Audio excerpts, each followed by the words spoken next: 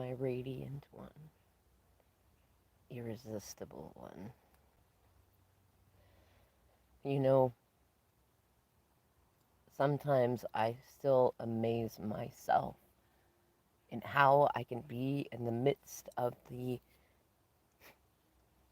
most incredible chaos all around me. And all I have to do to find my strength,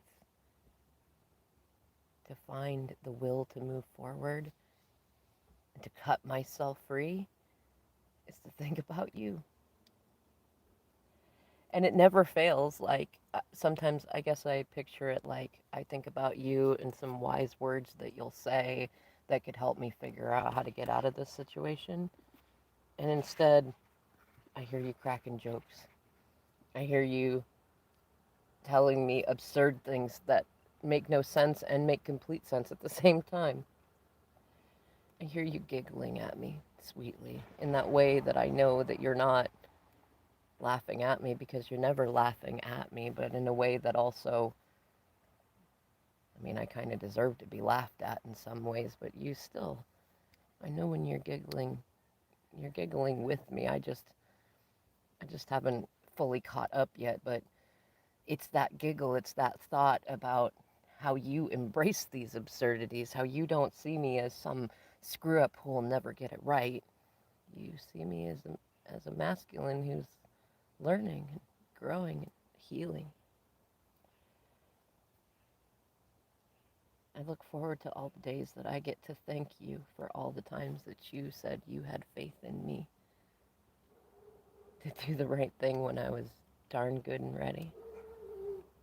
To prove to me that I already do that, that I've already done that through most of my life.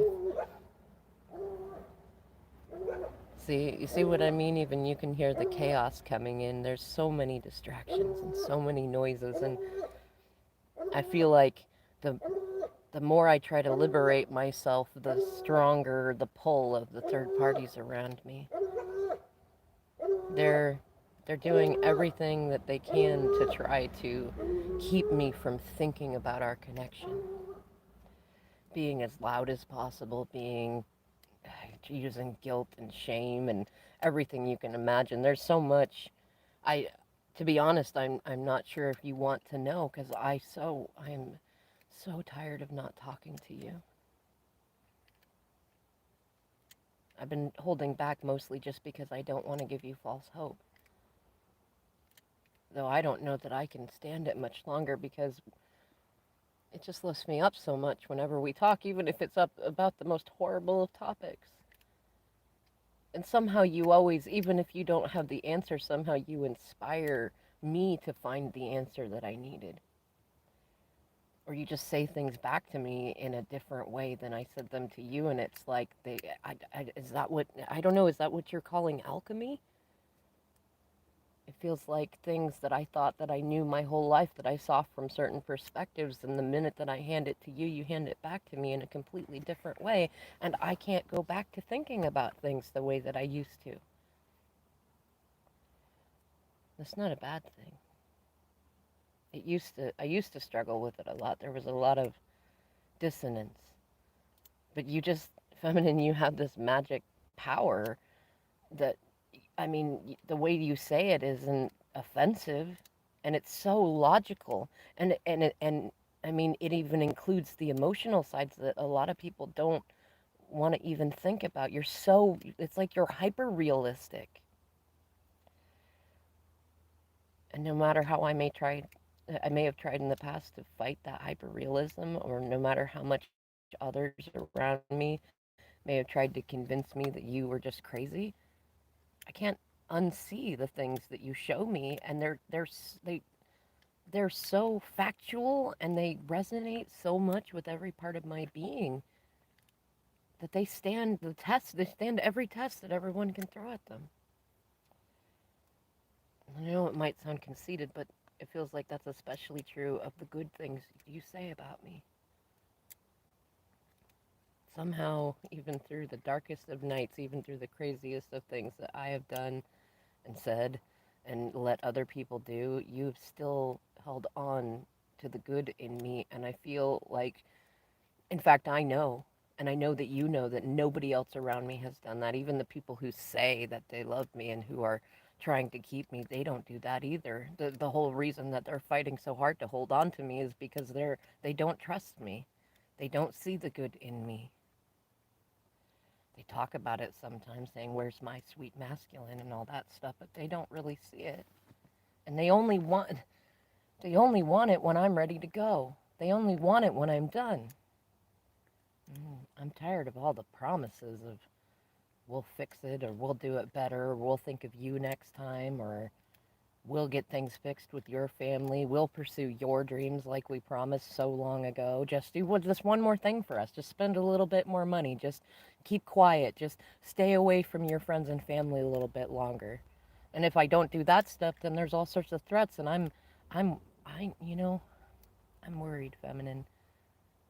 I'm getting less worried. I'm believing more and more that you are very divinely protected and that I must be too because there's been enough nights that I'm sure that I wasn't going to make it and I did. And every time that that's happened, that the drinking's gone too far, the fighting's gone too far, or whatever thing has gone too far, in those moments I feel your presence so strongly. Even if we haven't talked in a while, even when you're mad at me, all I can feel is this radiant vibration of love. It sometimes it feels like it's white or pink or green, and it's just like all around me and within me. And I know it's you. It's got to be you. I'm sure, like you've been saying, it's probably my ancestors too, but I know that it's you. And I believe enough about this manifestation stuff and this magic stuff that you've been talking about for so long that I know the only reason that it is as strong as it is because you are more stubborn than I am and you have refused to give up on the good in me. Because if you had given up on the good in me, just like everybody else has, my family, my friends, the people I'm with, I gave up on it too. I gave up on the good in me, and if you had given it up, I wouldn't be here right now. In many ways. And the me who might remain, the shell who might remain, would never get better because there wouldn't have been anybody telling me that I wasn't broken to begin with. There wouldn't have been anybody telling me that it was just my trauma that made me believe that things had to be so scary or that I wasn't any good by myself or that I had to kowtow to what my abusers wanted me to do. If it wasn't for you, I wouldn't have spent so much time in private working on healing my inner child. Yes, I know it seems like I've not been doing a lot of work, but I have. I just, somehow every time I tried to talk to you about something, it got back to those that it shouldn't have. And sometimes you said stuff that I wasn't expecting you to, but most of the time, I don't know, it became way too many arguments and I can't tell you how many times I wanted to text you and call you and visit you and say, look what I learned and look at this old cycle that I've stopped doing.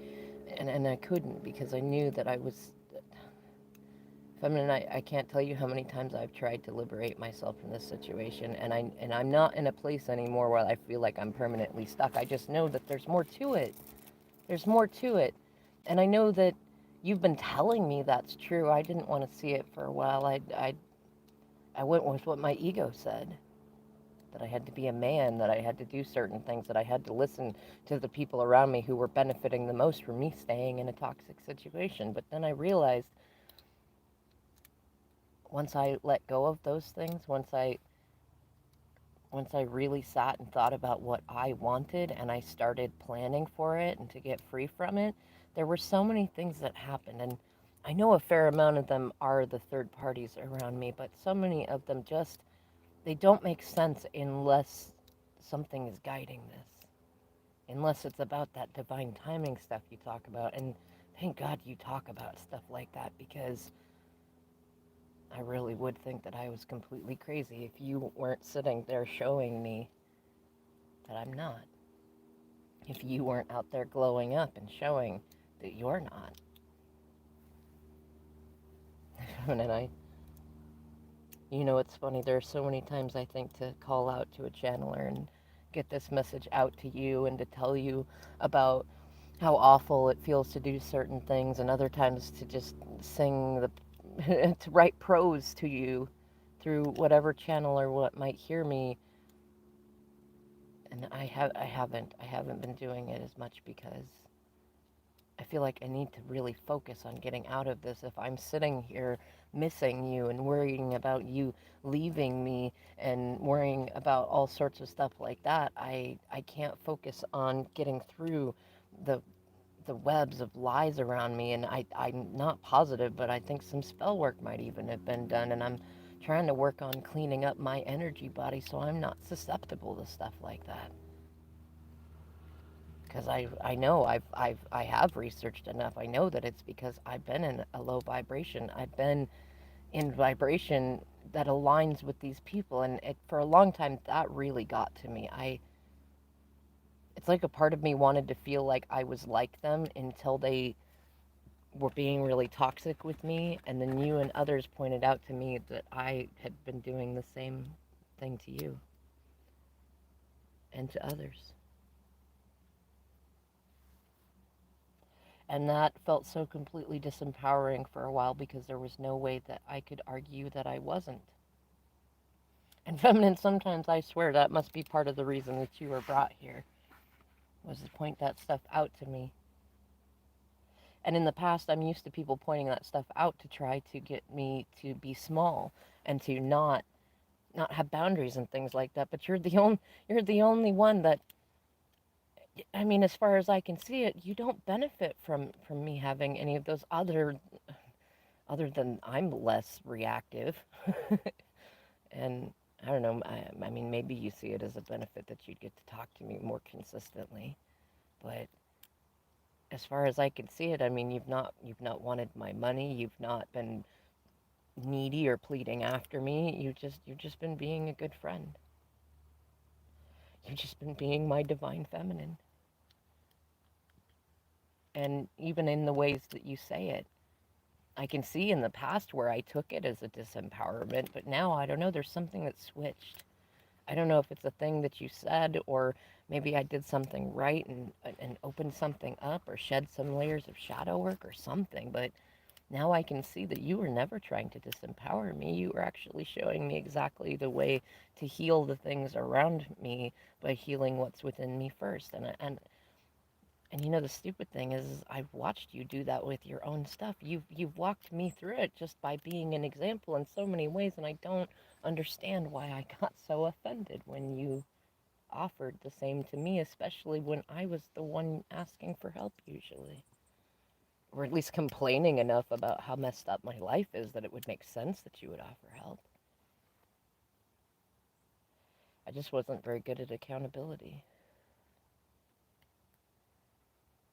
And now, it's funny. I still go through cycles of being too exhausted to put up the good fight, but I feel like I'm getting more and more energy. And it's mostly just from not taking things so darn seriously and having faith that not only are you not going anywhere, but even if you have a human moment and you say some stuff or you go off on some adventure with some third party, that doesn't mean that you're leaving me. It doesn't mean that you won't be ready when I'm ready, and vice versa. I think that somehow through this weird separation mission, it's been helping me heal a lot of my anxieties about stuff like that. Especially because I have no doubts in my mind that not only will you never leave me, but you'll probably never leave me alone either. and, and I say that lovingly because I wouldn't be me without that.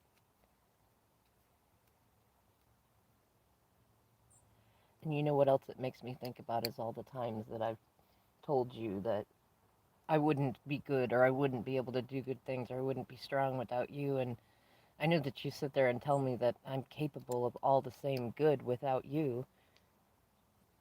And I feel like I'm starting to see that. I feel like I'm getting stronger moments where I recognize that my safe space is wherever I am, that my best friend is me, that I am my own soulmate, and I don't need anyone else to complete me or to tell me what to do or how to think about things.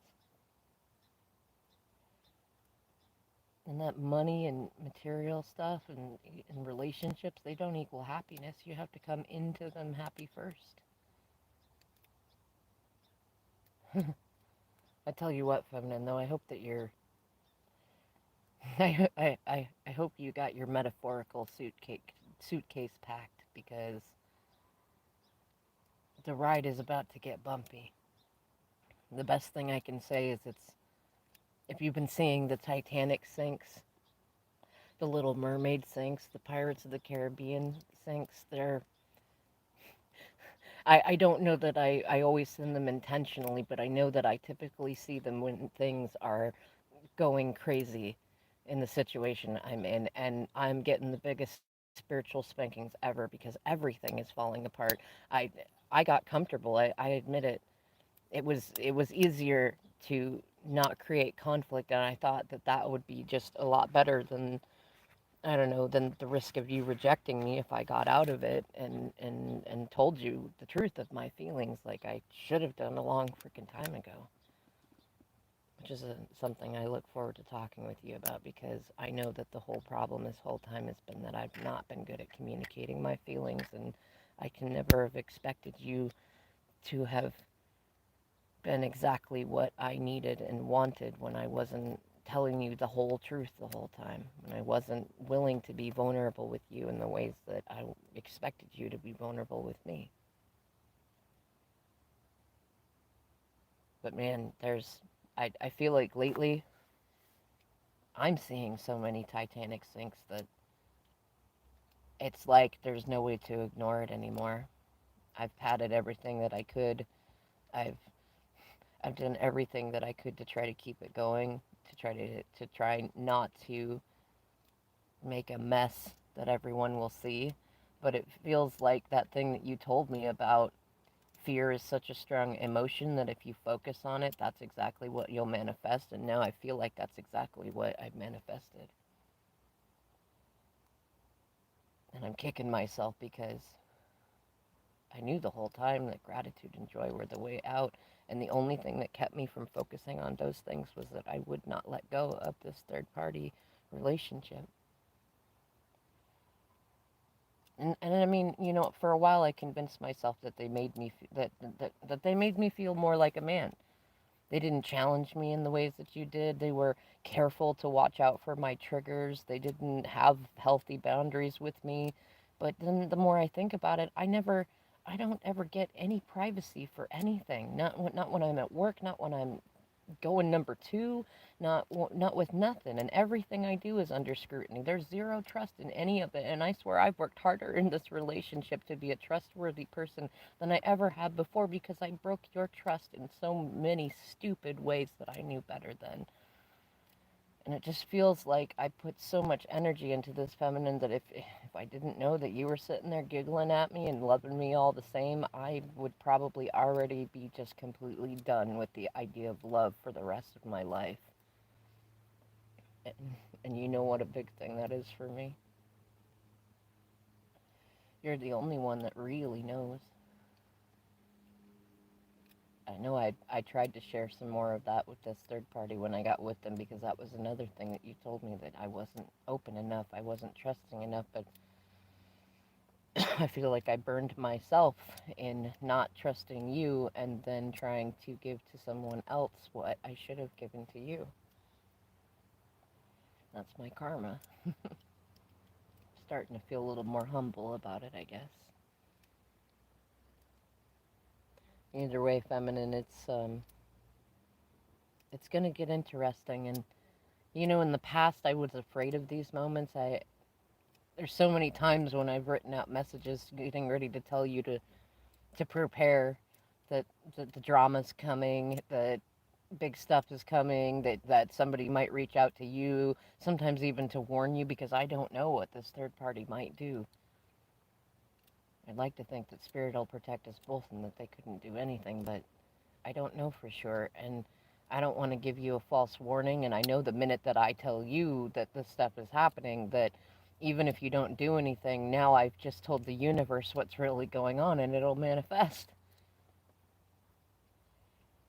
Because it always seems that way. Like, it feels like I can tell myself something like 100 times, but then the minute that I tell it to you, then suddenly it is reality. And I don't know if that's your magic or my magic, but I know that it's true, and it's part of the reason it's part of the reason I've been so distant, because I don't want to keep remanifesting the little stuff here and there that keeps me stuck, that adds up to all the big stuff.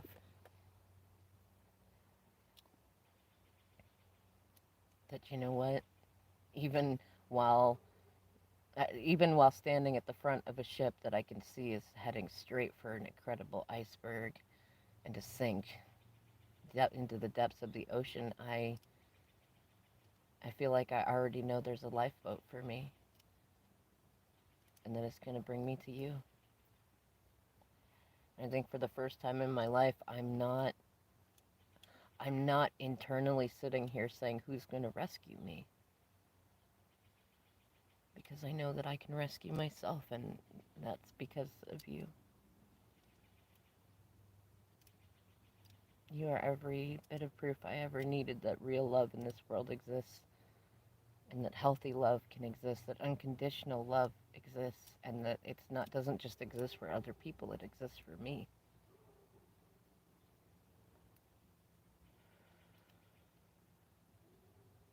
Either way, my love, I look forward to seeing you when all of this has subsided. I have no idea how much you might be involved in it or not. I'm starting to learn to release control over how much you know or don't know, especially because you always seem to know even when I try my best to hide it from you. And I'm also releasing control on the idea of you seeing me in less than ideal lights, because I recognize that every time I've tried to convince you that I'm doing better than I am, it makes me look worse. And every time I try to tell you that everything's okay so you won't worry, you worry more. I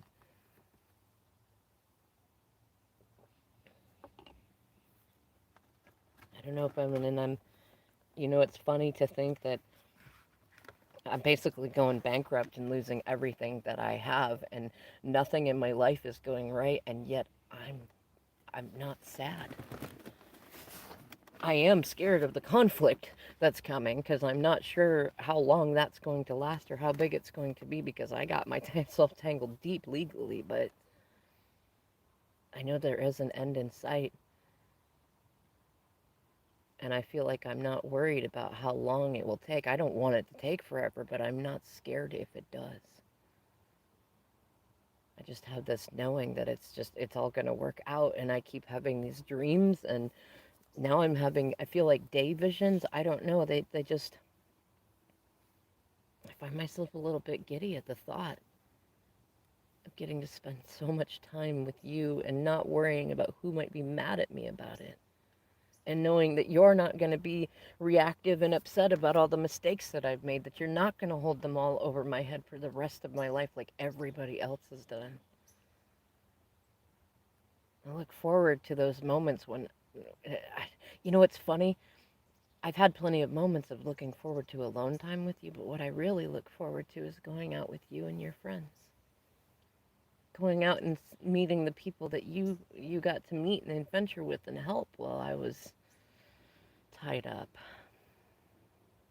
I'm a little scared that they might not like me, or that I might still be too raw, or I don't know. I don't know a lot of things. I'm trying to get better at not worrying so much about what I don't know. Another thing that I know that you've been teaching. I love that you teach. I love that you talk to others. I love that you keep doing. I love that you keep loving. And I don't know how you do it, but I love how you know how to see through me.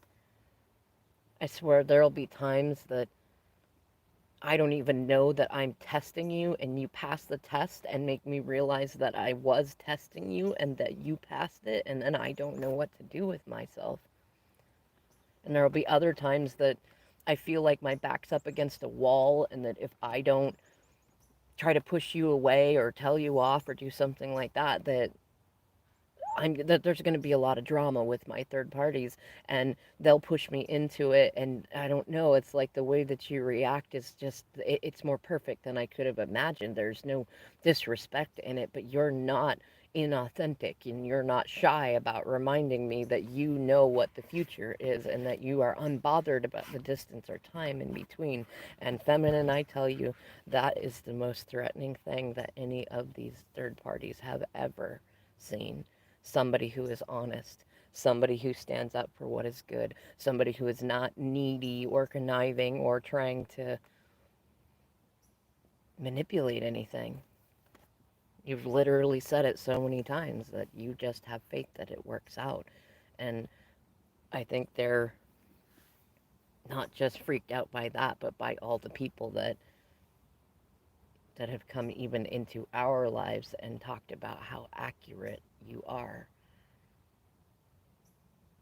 But you know what's funny? Whereas before, the part of me that thought that I liked this sort of scenario, that was the part of me that was worried about it coming true. Now I can't tell you how relieved and excited I feel that after all this time, you're standing even more in that light.